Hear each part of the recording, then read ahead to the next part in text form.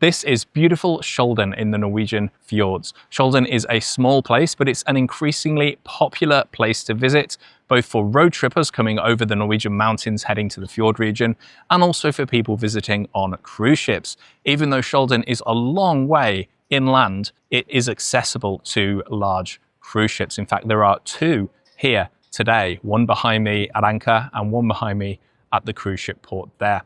So no matter whether you are visiting Skjolden by car or by ship, in this video we'll take a look at what there is to do in this Norwegian fjords destination, and most importantly in the surrounding area as well. First of all, let's put Skjolden on a map.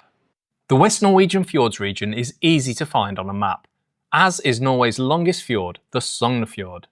To find Skjolden, you simply sail a long way inland along this famous waterway. As with many destinations in the fjords region, sailing there is a sensational way to experience the best of Norwegian nature in relative comfort.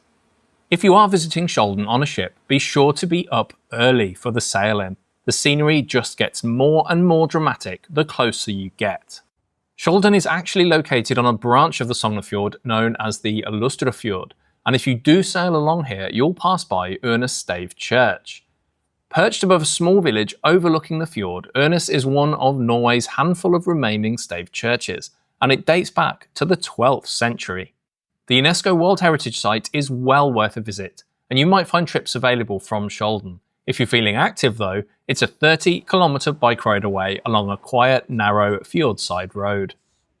There's more active options available at the port area from various providers. Trips include ribboat safaris out into the fjord, and the chance to explore the area by kayak. It's best to book these kind of trips in advance. Most people choose to wander into the village centre. It's a pleasant 10 to 15 minute walk from the port, with views of the waterfront and the river along the way. The wooden architecture in the centre of the village makes Skjolden an attractive place for a walk, although it is small and mostly residential. At the village centre, a visitor centre featuring a cafe and somewhat oddly an indoor climbing wall is very busy whenever there's a ship in dock, but it's the best place to find information on trips and hiking trails in the area. A relatively easy hike, as long as you don't mind walking uphill, is the one to the Sengerberger viewpoint. My friend Steph made the trip and took this footage for me. What a view of the village this is.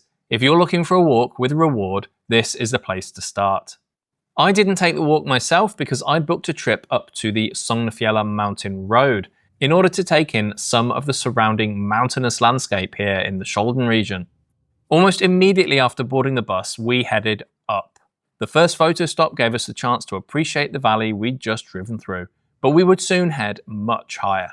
As we reached the Sognefjella road, we burst through the tree line and the rolling mountains came into view, when they weren't hidden by the clouds, of course. Our main stop was at Osafsen, a rest stop with a trail leading up to a viewpoint at more than 1,100 metres above sea level. That's well over 3,500 feet. Despite the snow and ice on the ground, it was the 2nd of June by the way, I just had to scramble up to take a look. And as I reached the cairn, I suddenly realised I was woefully underdressed. It was much colder and windier up here, and for some reason I'd left my coat on the bus. Schoolboy error from the Norway guy. Still, it didn't stop me making the most of the stop and taking in the mountain views, which did clear up nicely towards the end of our stay. On our way back to Skjolden, there was still time for one more stop at the beautiful Osafsen Waterfall just outside the village.